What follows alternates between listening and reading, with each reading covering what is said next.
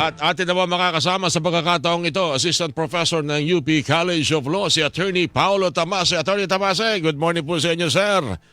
Good morning, Orly, at sa iyong mga tagapakinig. Muli, maraming salamat sa pagpapahintulot na may istorbo namin ng inyong linggo ng umaga. Kasi ito, tinan mo sa ating pong Facebook Live, sabi ni Tupe, panawagan naman baka pwedeng gawan na ng batas patalasin ng pangil laban sa pagtatraidor o treason. Hindi ka naman mawari. Di ba pwedeng siguro baka kinukuha lang ang magkabilang panig. May mga naririnig ka ba sa mga pahayag recently na pwedeng mapasok na dito sa treason? At ano ba yung katumpas nitong treason na ito? Paano ba ito unawain ng ating mga kababayan, Attorney Tamase? Opo, no? So sa ilalim po ng kasalukuyan nating batas, sa Revised Penal Code, yung treason po ay isang krimen ng pagtataksil sa Pilipinas o sa soberanya ng Pilipinas. Ngunit mahalaga po i-qualify kasi na hindi po yun basta-bastang pagtataksil. No? May konteksto po yun na kailangan may digmaan na nagaganap or active war na nagaganap. So, posible po na mayroong mga pahayag sa publiko yung na pwede natin makita na pagtatraidor sa interes ng Pilipinas, hindi po necessarily papasok yun sa kasalukuyang definition ng treason. Pero mahalaga din po alalahanin na dahil lamang hindi siya krimen, ay hindi naman siya ipinagbabawal o hindi siya hindi nakabubuti. So siguro po dahil ang mga opisyal natin ngayon na kabilang dun sa mga gumagawa ng mga statement laban sa interes ng Pilipinas dito sa gusot natin sa China, mahalaga din po alalahanin na una, inahalal po natin kasi yun. No? So baka dapat factor po natin yung ano po ba yung stance nila dun sa problema natin sa China. At pangalawa, bilang mga public officer din po, mga lingkod bayan, dapat sila ho mismo mag-ingat po dun sa pagfo-forward ng interest naman po ng ibang bansa, lalo na dito sa gusot natin sa West Philippine Sea. Kasi parang tulad ng binabanggit ninyo, kailangan muna merong digmaan o banta ng digmaan. Pero parang ibang klase na kasi mga digmaan ngayon Attorney Paulo, ano? Siguro parang mahalaga din po yung konteksto na yun. Yung treason po luma na po na offense yan as early as or as late as 1930 po yan na ilagay sa ating batas. So mag-iisang daang taon na rin. Maganda po actually yung observation ninyo na nag-iiba na rin po yung warfare ngayon. No? Mahalaga po yung information warfare. Ano po ba yung mga impormasyon o disinformation na kumakalat sa social media. Bahagi din po yun ng mga parang bagong pagsubok na hinaharap natin bilang lipunan. So pwede po pag-isipan no, kung ang Kongreso ba gusto nila ito bawalin. Siguro kailangan lang banggain doon na meron talaga tayong tradisyon sa ating bansa ukol sa freedom of expression, freedom of speech. Ibig sabihin po nun dahil po hindi tayo sang-ayon, no?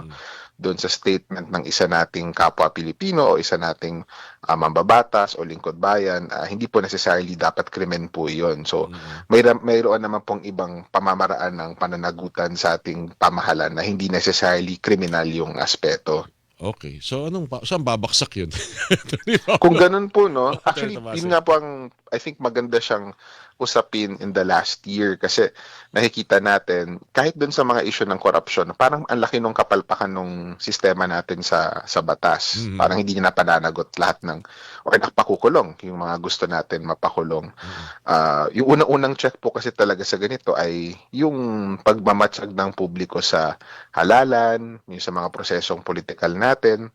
Siguro po kung may track record po na hindi naman po talaga interest ng Pilipinas yung pangunahin or mukha pong masyadong nakakiling sa ibang bansa, baka dapat nagiging factor po natin yun. No? So hindi siya mabilisan or quick and easy na solusyon dun sa mga statements na parang tumutulong pa dun sa mga naniniil, for example, sa ating mga mamamayan sa West Philippine Sea. Ngunit bahagi po talaga siya nung mature na demokrasya. Tinitignan ho talaga dapat natin yun. Kasi parang aking tulad nga ng binanggit ninyo, itong treason naman may ang importanteng qualifier nito ay merong digmaan, may gera. So in the absence of war, hindi na pala hindi rin para natin siguro pinakamabigat na maisampa o asunto pagpapalaganap ng fake news. Yun lang. Pwede Yun din lang. po siguro yun, no? Pero yun po, ang mahirap po kasi dito sa mga offenses na pinag-uusapan natin or yung acts na pinag-uusapan natin, marami po dyan ay may speech na elemento, no? Ibig sabihin nun, may mga salita o pahayag na yun po yung siguro source or bunga ng dissatisfaction, inis ng publiko. Mayroon po dapat tayong pag-iingat pag ganoon po ang concern, no, sa speech, yung sa pagpaparusa ng mga salita or pahayag. Kasi po, yung batas po, kung babawalin po niya yung mga ganoong tipo ng pahayag, pwede din pong maano yan. Pag tayo naman po yung nasa minorya, or kapag nagsasabi tayo ng something na hindi popular sa pamahalaan, baka tayo din po yung maging sa kabila naman nun. Tayo naman ang mahabol ng mga batas na ganun. So maingat po talaga yung mga mababatas natin, maingat din yung mga korte natin pag ganito po yung involved. No? May karapatan po kasi ng pagsasalungat sa ating pamahalaan. Mabutit binabanggit yun, attorney, kasi talagang nitong mga nakalipas na araw, maraming bumabatikos, maging yung mga mambabatas na kumikiling sa pananaw ng China. Meron pa nga pagkakataon na pati ho yung mapa kung paano ariin ng China ang West Philippine Sea na walang kumikilala ay naipakita pa ho sa plenaryo ng Senado na mukhang hindi kinakailangan Parang nagamit for propaganda yung gustong ipakita, yung narrative ng China sa isang kapulungan na alam naman natin lahat ng maaring bagitin doon, sabihin doon, papasok sa minute ng kanilang pagdinig. At may palalabas na nagamit pa yung kapulungan na yan sa pagpapalaganap ng false narrative ng China. Yung ganong pananaw, paano ba yun? Anong nakikita niyo ho doon? Meron ho bang dapat gawin? Ito ho ba pwedeng i-delete o tanggalin sa records ng ating Senado kung kailangan? Yung perspektibo ko po kasi dyan, no, halimbawa, nasabi na po siya sa Senado, pinapangalagaan din po natin yung karapatan or kakayahan ng ating mga senador na magsabi ng mga controversial na opinion. Kasi minsan doon po nanggagaling yung mas malalim na pagtalakay. Pagtalakay ho, no, dun sa mga issue na kasing kahalaga nito. So, halimbawa lang po, hindi ko po sinasabi ito yung nangyayari. Halimbawa, mayroon pong senador na nagsabi ng mga statement sa Senate floor or sa House floor kung ukol dito sa West Philippine Sea na hindi pabor sa posisyon ng Pilipinas. So, dalawa po yung pwedeng gawin doon. Una ay gusto ba talaga natin tanggalin yon? Kasi sa kasalukuyang procedure ng Kongreso mukhang kailangan ipa-strike out po yon on the spot. Hindi po pwede na later na po. No? Hindi pwede later. Okay. Opo, kasi pinapangalagaan nga natin yung kakayahan ng mga kongresista na magsabi na maging bukas upang lumalim lalo yung pag-unawa at mga diskusyon natin.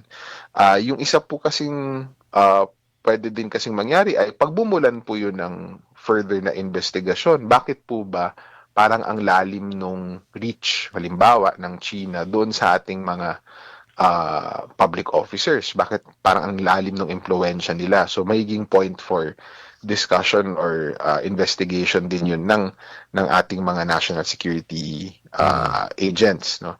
So, mahalaga ho siya. Actually, hindi po tayo abot sa insight na yun kung hindi siya nasabi doon sa floor na yun. So, on my part, no, sa akin lang po, siyempre, doon po tayo sa posisyon na pabor sa Pilipinas na pruwebahan na po yan, napagtibay na po yan ng mga international na tribunal, no? At malino naman yung karapatan natin sa West Philippine Sea.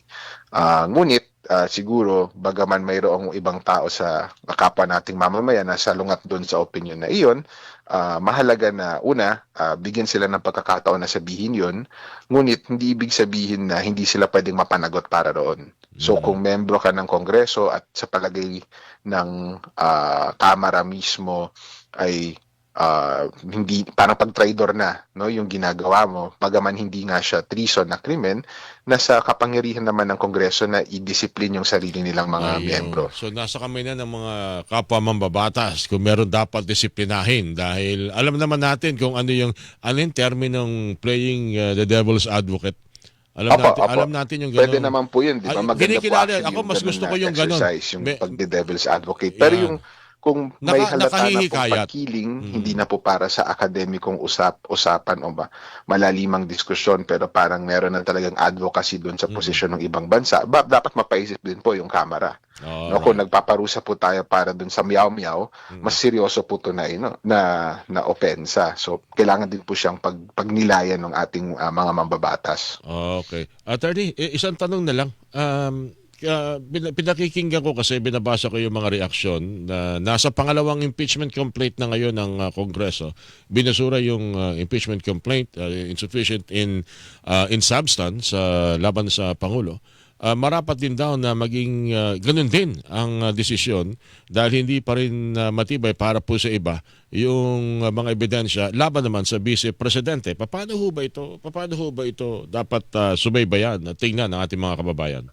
Opo, sa House of Representatives rules on impeachment po kasi, mababa po talaga yung threshold, usually sa sufficient in substance. Ang sinasabi po ng patakaran ay that there is a recital of facts constituting an offense and determinative of the jurisdiction of the committee. Sa Tagalog pa ho, no, masimple, parang yung mga nakasaad po ba doon na mga akusasyon, no, kung tatanggapin ba natin sila na totoo, kung lang naman tutumbas ba sila sa isang impeachable offense na dapat matanggal na yung official na yun at mapigilan na siya sa paninilbihan sa gobyerno. So kung ganun po ang test, sa akin lang po, no, malino po, wala pa ho dapat ebidensya dyan. Tinitingnan lang natin kung sufficient yung mga nakasulat. No? So kahit papaano naintindihan ko po yung view nila ni Senator De Lima. Now, meron pa hong isang impeachment na parating, no, itong laban kay Vice President Duterte. Kung seryoso po yung House of Representatives doon sa role niya, then ganun din po kataas yung standard na ia-apply niya. No, titingin din po siya ngayon doon sa kung kaya po bang patunayan yung mga statement na iyon o mayroon bang mga public record at document na pwedeng kapitan ng mga akusasyon na iyahain laban kay Vice President Duterte. So, medyo mapapahirap po yung trabaho ng mga complainant dun sa Duterte impeachment complaint dahil dito sa impeachment complaint laban kay President Marcos kung i-apply ng House yung parehong standard na iyon. Alright.